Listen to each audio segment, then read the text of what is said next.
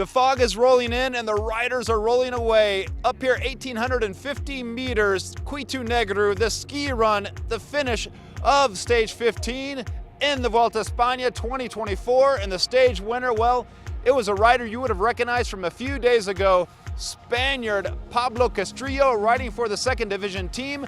Kern Pharma winning from an escape, a shock surprise winner, but I'll get into that. And back in the GC group, well, just as you had expected, Primoz Roglic lighted it up to try to distance race leader Ben O'Connor. Well, there were a few surprises there too I want to get into, but I'll tell you right now, he did gain time on Ben O'Connor, now sitting around 43, 45 seconds back in the GC as we head into the rest day, the second rest day, and the final, the third week of this Vuelta España 2024. Let's roll it back because there were a lot of escapes in today's stage, around about 145 kilometers. 4 climbs on the day, a Cat 1, a Cat 1, a Cat 3 between those, and this climb up here, 19 kilometers long, horror category climb, passing the Puerto de Parejas for this extra bit at the top, the ski run, 3 kilometers extra. Oh, what a humdinger of a stage finish, 1,850 meters, high altitude, well deserving of the horror category status, Cuitu Negru, and it provided the fireworks we needed. The escape included Jay Vine and some other riders like Riley Sheehan of the American of Team Israel Premier Tech. That was forming.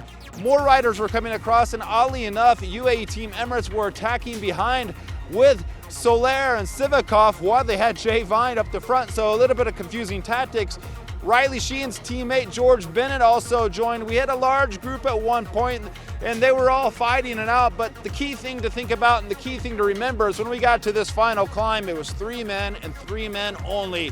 Pavel Sivakov, riding for Team UAE Emirates, the Frenchman, formerly Russian, but now took French citizenship. The Russian, riding with the white flag, Alexander Vlasov, Team Red Bull, Bora Hansgrohe, teammate and number 1 lieutenant of Primoz Roglic, and we think was a satellite rider today. And then, of course, our eventual stage winner, Castrillo.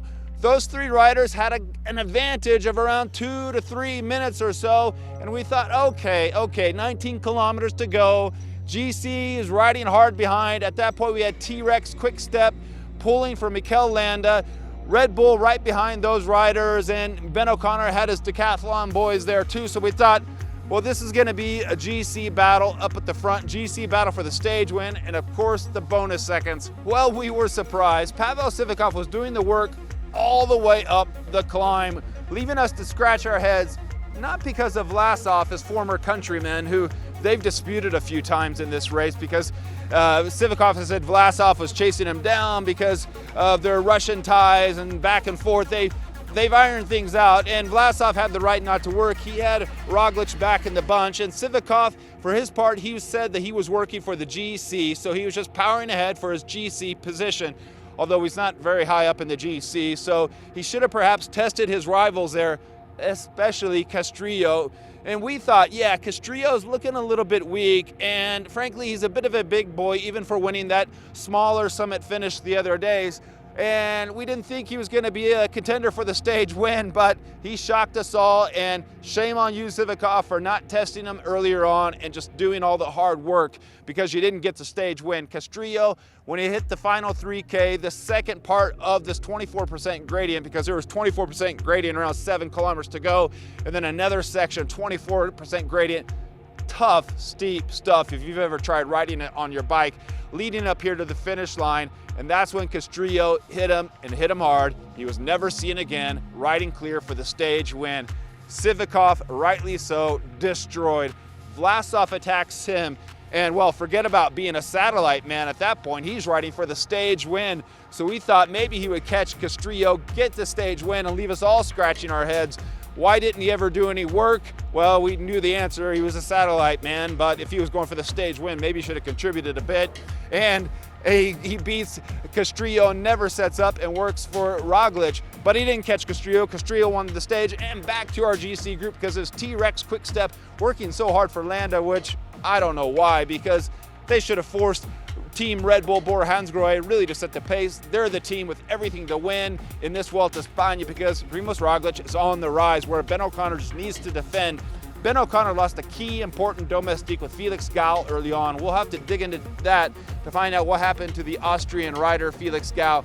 But Ben O'Connor had to rely on his other teammates to do the work instead, and he was outnumbered at one point because in that group of around 12 riders, we looked at it, and it was only Roglic who had a teammate. It was Lipovic who was on the ropes at one point, back up, and with Primoz Roglic, holding Primoz Roglic and positioning, setting him up for what would come. But Mikel Landa did attack around 7 kilometers out, we think it was. We were seeing the kilometers to go of the escape group up front, so it's not quite clear, but he attacked on that 20% gradient section, and he attacked 3 or 4 times, going left, going right. It was Ben O'Connor who initially followed him, and then it was Primoz Roglic, and Primoz Roglic followed him. They came out to a little section, a little bit of respite, and that's when Lipovic got back on, and then it came to that final 3K kicker where Castrillo attacked, and that's when Primoz Roglic decided it was his turn. Now the gap right at that point was around a minute and a half, 2 minutes, so it was going to be a lot for the GC boys to pick up Castrillo up front,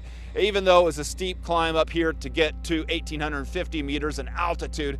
Now Primoz Roglic did attack around 1.5 kilometers to go. He was eventually chased down by Enric Mas, which was a bit of a surprise. Mas passed him. That was strange because Primoz Roglic usually excels on this sort of steep gradient. Ben O'Connor surprised us today with how well he was riding, but he does go well on longer climbs, the Australian from Perth. So hats off, chapeau to him. We think he lost around 25 seconds or so. I caught up with Primoz Roglic there at the finish line when he crossed just after Enric Mas. He even thought perhaps Ben O'Connor was ahead of him. He was a bit disoriented, but when I told him no, he was behind you by about 25 seconds, he was happy with the gains. I said, Primoz, we're heading into the rest day now. You are trailing around about 45 seconds. How is that? He said, oh, it's good, it's great, better than trailing by 5 minutes.